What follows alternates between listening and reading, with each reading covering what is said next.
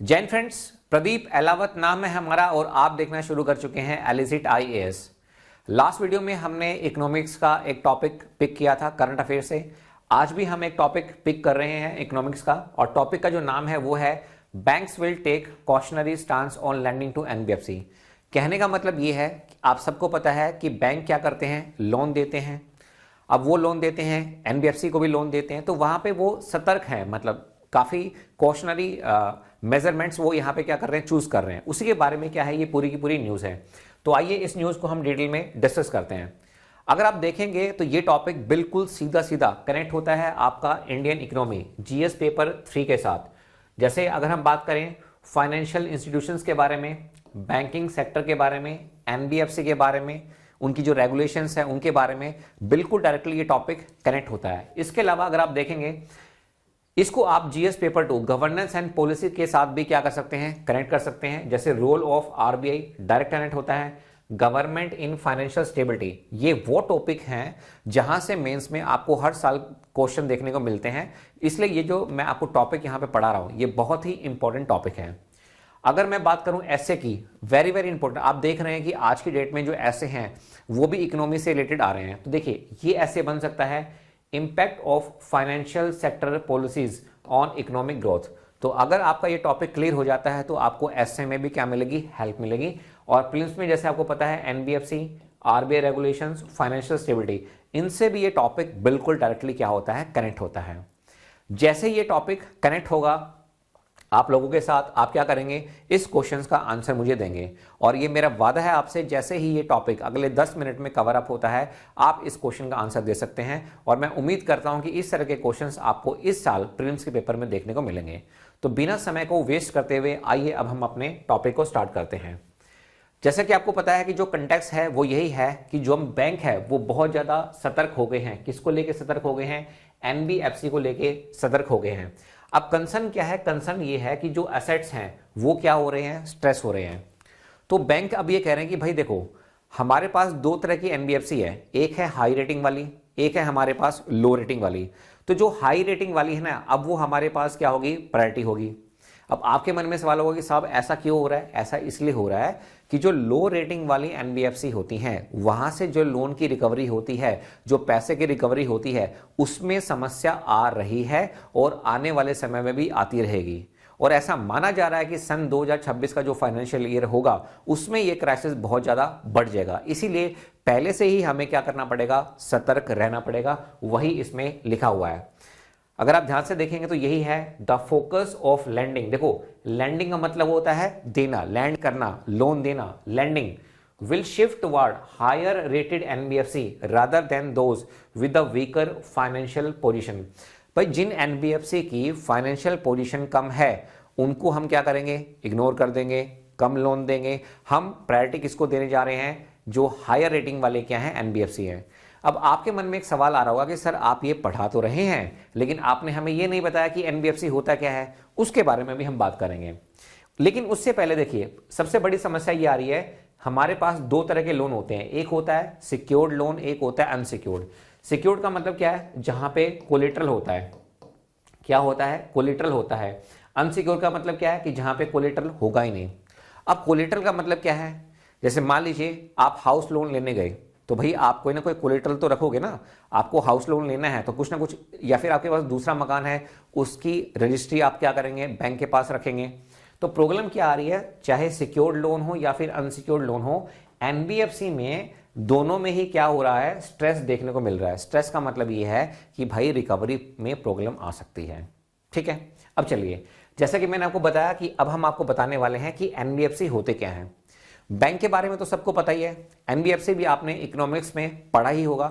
हालांकि देखा जाए तो एनबीएफसी में और बैंक में काफी सारे डिफरेंस हैं, लेकिन मैं यहां पे आपको एक मोटा मोटा डिफरेंस ये बताने वाला हूं कि जो एनबीएफसी होते हैं they can not accept demand deposit. जैसे आपके जो बैंक होते हैं वो डिमांड डिपॉजिट ले सकते हैं, लेकिन अगर हम किसकी बात करते हैं, एनबीएफसी की बात करते हैं, तो वो डिमांड डिपॉजिट नहीं लेते हैं। ये यहां पे क्या है, एक मेन डिफरेंस आता है। अब आपके माइंड में डाउट होगा कि सर क्या ये बैंक होते हैं। देखिए एनबीएफसी की फुल फॉर्म में ही लिखा हुआ है, ये है नॉन बैंकिंग। सर क्या लिखा हुआ है, नॉन बैंकिंग। इसीलिए ये डिमांड डिपॉजिट नहीं लेते हैं। तो यहां पर लिखा हुआ है non banking financial companies. Non banking financial companies are financial institution that provide banking service. ये बैंकिंग सर्विस प्रोवाइड करते हैं without holding a banking licence. जैसे आपके पास एसबीआई वो एक बैंक है, उसके पास क्या होता है, एक बैंकिंग लाइसेंस होता है। लेकिन हमारे पास जो एनबीएफसी होती हैं उसमें बैंकिंग लाइसेंस नहीं होता है। अब सवाल ये उठता है कि साहब कौन रेगुलेट करता है एनबीएफसी को? कुछ एनबीएफसी को रेगुलेट करती है कौन? आरबीआई। और उसके लिए हमारे पास क्या है, आरबीआई एक्ट 1934 है। मैं डिटेल में अभी नहीं जा रहा एनबीएफसी में, क्योंकि मैंने एनबीएफसी आपको इकोनॉमी में बहुत ही ज्यादा डिटेल में पढ़ाया हुआ है। ठीक है, तो मेन आप ये याद रखना, NBFC can not accept the demand deposit. ठीक है, ये एक यहां पे मेन पॉइंट है। उसके बाद देखिए, अब सवाल ये उठता है कि साहब एनबीएफसी के बारे में टॉपिक है, तो एनबीएफसी का इकोनॉमी में क्या योगदान है? क्या बहुत बड़ा योगदान है? जी हां, बहुत बड़ा योगदान है। जैसे अगर मैं पॉइंट नंबर 1 की बात करूं, फाइनेंशियल इंक्लूजन। फाइनेंशियल इंक्लूजन का मतलब क्या है कि हमारे पास बहुत सारी कम्युनिटी होती हैं। कुछ कम्युनिटी हमारे पास ऐसी होती हैं जो बैंकिंग सेक्टर का पूरी तरह से लाभ नहीं ले सकते हैं, तो हमें उनको भी क्या करना है, उनको भी हमें क्या करना है, इंक्लूड करना है। जैसे आपने बहुत समय पहले देखा होगा, मोदी गवर्नमेंट ने जन धन योजना के तहत बैंक अकाउंट ओपन किए थे। तो उसमें क्या होगा कि जो गरीब से गरीब लोग था, जैसे किसी के पास 200 रुपये 500 रुपये मजदूरी के आते थे, वो भी क्या करते थे, जमा कराते थे। एक प्रीमियम रखा गया, भाई इतना प्रीमियम आप अप्लाई करोगे तो आपको इतना अमाउंट जो है, अगर वो कैजुअलिटी हो जाती है, डेथ हो जाती है, तो आपको क्या करेगा, मिलेगा वो अमाउंट। तो कहने का मतलब ये है फाइनेंशियल इंक्लूजन। तो दे एक्सटेंड क्रेडिट। अब बहुत सारे बच्चे मेरे से पूछते हैं कि साहब क्रेडिट का मतलब क्या होता है? भाई क्रेडिट का मतलब होता है लोन। आपने सुना ना, क्रेडिट कार्ड। तो आप लोन ले रहे हैं, पे तो कर रहा है बैंक आपके बिहाफ पे, जो क्रेडिट कार्ड है उसकी एक लिमिट है, वो पे कर रहा है, लेकिन कुछ समय के बाद आपको क्या करना पड़ेगा, वो अमाउंट बैंक को देना पड़ेगा। अब यहां पे क्या हो रहा है, फाइनेंशियल इंक्लूजन का मतलब ये है कि they extend credit to individual. अगर आप अकेले हैं तो आपको एक्सटेंड कर देंगे, बिजनेस वाले हैं तो उनको भी हम क्या कर देंगे, एक्सटेंड कर देंगे। और that do not have access to the traditional banking. तो जिनके पास ट्रेडिशनल बैंकिंग नहीं है तो उनके लिए हम क्या कर सकते हैं, उनको हम लोन थोड़ा सा एक्सटेंड कर सकते हैं। यही फायदा मिलता है किसमें, एमएसएमई में। सर ये एमएसएमई क्या होता है, micro small and medium enterprises. आप भी खोल सकते हैं, अगर आप कोई छोटा मोटा बिजनेस करना चाहते हैं तो आप एमएसएमई कहलाएंगे। तो आपको लोन लेना है तो बैंक नहीं दे रहा है, तो कहां पे चले जाइए आप चले जाइए एनबीएफसी के पास, आपको लोन मिल जाएगा। इसी तरह से अगर हम रियल एस्टेट की बात करते हैं, इंफ्रास्ट्रक्चर फंडिंग की बात करते हैं, तो वहां पर भी जो एनबीएफसी है वो बहुत ही ज्यादा इंपॉर्टेंट रोल क्या करता है, प्ले करता है। और कंज्यूमर फाइनेंस, अब जैसे मैं भी कंज्यूमर हूं भाई, मुझे क्या चाहिए, मुझे हाउस लोन चाहिए, मुझे कार लोन चाहिए, मुझे क्या चाहिए, पर्सनल लोन चाहिए, तो ये भी कौन करता है, ये भी आपका एनबीएफसी प्रोवाइड करता है।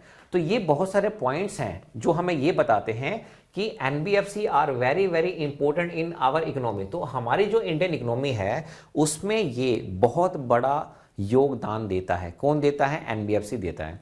ठीक है, तो 2 पॉइंट मैंने आपको यहां पे बताए कि एक तो एनबीएफसी होता क्या है और दूसरा जो एनबीएफसी है इसका योगदान क्या है इकोनॉमी में। ठीक है, आगे बढ़ते हैं। अब देखिए, अब बैंक बार बार क्यों मतलब इतनी सतर्कता देख रहे हैं भाई कि एनबीएफसी में लैंडिंग में लोन देने में। अब प्रॉब्लम यहां पे ये आ रही है, प्रॉब्लम ये है कि 50,000 रुपए से कम के जो लोन है उनमें ये देखा गया है कि वहां पर स्ट्रेस बहुत ज्यादा है, वहां पे रिकवरी नहीं हो रही है। और 2026 का जो फाइनेंशियल ईयर होगा उसमें ऐसा माना जा रहा है कि ये जो स्ट्रेस है, जो लोन डिफॉल्ट होंगे वो बहुत ज्यादा बढ़ जाएंगे। और जो एसेट क्वालिटी है, एसेट क्वालिटी प्रेशर्स हैं, इनको जैसे मैंने आपको बताया ना कि 2026 में फाइनेंशियल ईयर जो 2026 है वहां पे बहुत ज्यादा स्ट्रगल देखने को मिल सकता है। तो ये रीजन है कि बैंक बहुत ज्यादा कोशियस है, किसके लिए, एनबीएफसी लैंडिंग के लिए। अब देखो रिस्क तो हमेशा रहेगा ही, हालांकि अगर आप देखेंगे तो रिस्क रेट जो है वो एनबीएफसी में अभी क्या है, फिलहाल स्टेबलाइज है, लेकिन ऐसा हमेशा नहीं रहेगा। जैसे मैंने आपको बताया ना, हमारे पास 2 तरह की एनबीएफसी हैं, एक हाई रेटिंग है, एक लोअर रेटिंग है। लोअर रेटिंग वाले में क्या होता है, जब वो लोन देते हैं तो वहां पे रिकवरी की जो संभावनाएं हैं वो क्या होती हैं, बहुत कम होती हैं। दूसरी प्रॉब्लम ये है कि जो एमएफआई है, यानी कि high sectors, high risk sector, जैसे माइक्रो फाइनेंस इंस्टीट्यूशन है, ये भी क्या कर रहे हैं, आज की डेट में स्ट्रेस को फेस कर रहे हैं। मोटी मोटी बात यह है कि भाई एनबीएफसी में स्ट्रेस देखा जा रहा है और अगले फाइनेंशियल ईयर में ऐसा हो सकता है कि हमारी जो इकोनॉमी है वो थोड़ी सी अनस्टेबल हो जाए बिकॉज ऑफ दिस। फाइन, तो ये यहाँ पे इस पॉइंट में मैंने यहाँ पे डिस्कस किया। और ये भी मैंने आपको बता दिया कि बैंक जो है वो शिफ्ट हो रहे हैं टुवर्ड्स हायर रेटेड एनबीएफसी, यानी कि जो लो रेटिंग वाली होंगी उनको थोड़ा सा इग्नोर किया जाएगा और जो हाई रेटिंग वाली एनबीएफसी हैं उनको क्या की जाएगी, प्रायोरिटी दी जाएगी। यही बात मैंने यहां पे लिखी है। उसके बाद देखिए, अब सवाल ये उठता है कि इंडियन इकोनॉमी पे इंपैक्ट क्या पड़ेगा। भाई सीधी सी बात है, एनबीएफसी भी दो तरह की होती है, एक होती है हायर रेटिंग वाली, एक होती है लो रेटिंग वाली। तो हाई रेटिंग वाली को तो आपने लोन दे दिया बैंक ने, और जो लोअर रेटिंग वाली है उसको नहीं दिया, तो होगा क्या कि हमारे जो एमएसएमई हैं और जो स्टार्टअप हैं वो डिक्लाइन हो सकते हैं। और ऐसा आपको ट्रेंड देखने को मिल सकता है कब से, फाइनेंशियल ईयर 2026 से। ठीक है, तो NBFC are major lender to small businesses and startup. तो स्टार्टअप्स को और स्मॉल बिजनेसेस को कौन फंड करता है, आपका एनबीएफसी फंड करती है। अब वही एनबीएफसी को ही फंड नहीं मिलेगा तो वो आगे फंड कैसे देंगी, तो इससे हमारा इंडियन इकोनॉमी पे इंपैक्ट पड़ सकता है और हमारी जो लैंडिंग है एमएसएमई पे और स्टार्टअप पे वो कम हो सकती है। ये बात क्लियर हो गई। आगे देखिए, दूसरा ये है कंज्यूमर लैंडिंग में स्लो डाउन। जैसे मैंने आपको बताया, भाई मैं भी तो कंज्यूमर हूं, मुझे क्या चाहिए, पर्सनल लोन चाहिए, मुझे क्या चाहिए, मुझे ऑटो लोन चाहिए, मुझे क्या चाहिए, मुझे डिजिटल लोन चाहिए। अब ये जो है एक्सपेंसिव हो जाएंगे due to high risk premium. कहने का मतलब ये है कि भाई अगर अभी फिलहाल ऑटो लोन कितने पे मिल रहा है, 10% पे, तो अगले फाइनेंशियल ईयर में ऐसा हो सकता है ये मिलेगा आपको 14% पे। मैं आपको एक साल पहले ही बता रहा हूं, ऐसा हो सकता है। एनबीएफसी फिनटेक जो कंपनी है वहां पर भी जो फंडिंग है वो आपको कम देखने को मिल सकती है। तो ऑब्वियसली भाई इंडियन इकोनॉमी पे फर्क पड़ेगा, बिल्कुल पड़ेगा, ये मैंने यहां पे बताया है। उसके बाद देखिए, फाइनेंशियल सेक्टर स्टेबिलिटी। देखो फाइनेंशियल सेक्टर में स्टेबिलिटी तो रह सकती है, क्यों? क्योंकि आप जो लोअर रेटिंग की जो एनबीएफसी हैं उनको आप क्या कर रहे हैं, अवॉइड कर रहे हैं, और जो हाई रेटिंग वाली है उनको आप क्या कर रहे हैं, लोन दे रहे हैं। तो भाई लोगों को सोचना चाहिए ना कि जो हाई रेटिंग वाली एनबीएफसी है आप उनसे लोन ले लो, कम से कम वो रिकवरी तो करते हैं। तो कहने का मतलब ये है कि अगर बैंक सतर्कता दिखाते हैं, lending by banks could improve overall financial stability by reducing exposure to risky loan. तो ऐसा देखा जा सकता है कि फाइनेंशियल सेक्टर में स्टेबिलिटी बनी रहे, ऐसा देखा जा सकता है। दूसरा यह है कि how ever credit slow down in NBFC might affect economic growth. तो ऐसा हो सकता है कि जो क्रेडिट स्लो डाउन है, यानी कि जब लोन कम मिलेगा तो उससे जो इकोनॉमिक ग्रोथ है वो क्या हो जाए, कम हो जाए। स्टेबिलिटी बनी रह सकती है लेकिन ग्रोथ ऐसा हो सकता है कि ग्रोथ में आपको कमी देखने को मिले। ठीक है, अब मैंने क्या किया है, वे फॉरवर्ड में 3 चीजें लिखी हैं। अगर आप देखेंगे, एक मैंने बैंक के लिए लिखा है, एक मैंने लिखा है एनबीएफसी के लिए, एक मैंने लिखा है आरबीआई और गवर्नमेंट के लिए। तो मुझे बताओ आरबीआई और गवर्नमेंट क्या कर सकते हैं? भाई टाइम टाइम पे ऑडिट करो। भाई एनबीएफसी आपके पास है, हाई रेटिंग वाली है, लो रेटिंग वाली है, आप उनकी क्या करो, ऑडिट करो, मॉनिटर करो फाइनेंशियल हेल्थ को। ठीक है, और लिक्विडिटी सपोर्ट आप दीजिए ना, जितने भी, अगर आपको एनबीएफसी को स्टेबल बनाना है तो आप क्या कीजिए, लिक्विडिटी सपोर्ट दीजिए। तो आरबीआई और गवर्नमेंट यहां पे हेल्प करेगा। एनबीएफसी क्या है, एनबीएफसी जो है अपने रिस्क मैनेजमेंट को इंप्रूव कर सकता है ताकि हमारे जो डिफॉल्ट हो वो क्या हो, कम से कम हो। ठीक है, इसके अलावा फंडिंग पे हमें जो है सिर्फ बैंक पे हमें डिपेंड नहीं रहना है। एनबीएफसी के लिए आप पैसा उठा लो ना, बॉन्ड मार्केट से पैसा उठा लो, कौन मना कर रहा है? जो बाकी जो इन्वेस्टमेंट है आप वहां से पैसा उठा लो। मेन तो मुद्दा ये है ना कि एनबीएफसी के पास पैसा आना चाहिए।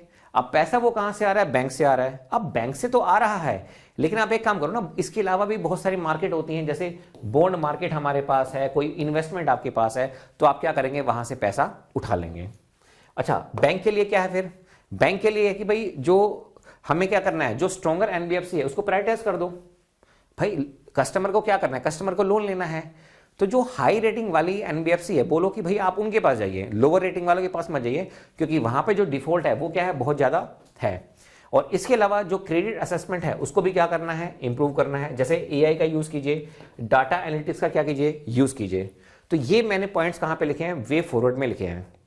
अब यही हमारा जो है कंक्लूजन में आ जाता है। अगर आप देखेंगे तो वही है कि एनबीएफसी जो है एनबीएफसी में अभी सब कुछ ठीक नहीं चल रहा है। आने वाले समय में ऐसा हो सकता है कि हल्की सी जो है इकोनॉमिक ग्रोथ क्या हो जाए, कम हो जाए। तो बैंकिंग सेक्टर जो है वो सतर्कता देख रहा है जब वो एनबीएफसी को क्या दे रहा है, लोन दे रहा है। इंपैक्ट कहां पे पड़ेगा? इम्पैक्ट आपका पड़ेगा एमएसएमई पे पड़ेगा, कंज्यूमर लैंडिंग पे पड़ेगा, यानी मेरे ऊपर पड़ेगा, डिजिटल फाइनेंस पे पड़ेगा। ठीक है, अब होना क्या चाहिए, होना ये चाहिए कि एक बैलेंस अप्रोच हमें क्या करना है, हमें अप्लाई करनी है, ताकि जो फाइनेंशियल स्टेबिलिटी है वो क्या हो, बनी रहे, और इकोनॉमिक ग्रोथ भी क्या रहे, बनी रहे। तो दोस्तों मैं उम्मीद करता हूं कि ये टॉपिक आपको अच्छे से समझ में आया होगा। अगर ये टॉपिक आपको अच्छे से समझ में आ गया है तो आप फिर मुझे इस क्वेश्चन का जवाब दीजिए। ये जो क्वेश्चन मैंने आपसे पूछा था, इस क्वेश्चन का आप मुझे जवाब दीजिए। अगर आप देखेंगे, which of the following is the primary reason for bank adopting a cautious stance on lending to NBFC in 2024, तो इसका जो राइट आंसर बनता है वो यही बनता है, rising delinquency levels in NBFC specially in unsecured loan. क्योंकि जो अनसिक्योर्ड लोन है वहां पे क्या है, रिकवरी हो ही नहीं सकती, तो सतर्कता क्या है यहाँ पे बैंकों को देखनी पड़ेगी। तो इस क्वेश्चन का जो आंसर है वो ये है। बाकी तो आप देखेंगे पॉइंट्स ये इतने स्ट्रांग नहीं है इसके रिस्पेक्ट में। तो मैं उम्मीद करता हूं कि ये जो मैंने आपको आज टॉपिक पढ़ाया ये इंडियन इकोनॉमी से रिलेटेड है। प्रिलिम्स में क्वेश्चन आ सकता है, मेंस में क्वेश्चन आ सकता है, एसए में क्वेश्चन आ सकता है, ठीक है, जीएस पेपर 2 में क्वेश्चन आ सकता है। तो कहाँ कहाँ नहीं आ सकता है क्वेश्चन जो है। तो मैं उम्मीद करता हूं कि दोस्तों ये टॉपिक आपको अच्छा लगा होगा। शुभ रात्रि, धन्यवाद, शब्बा खैर।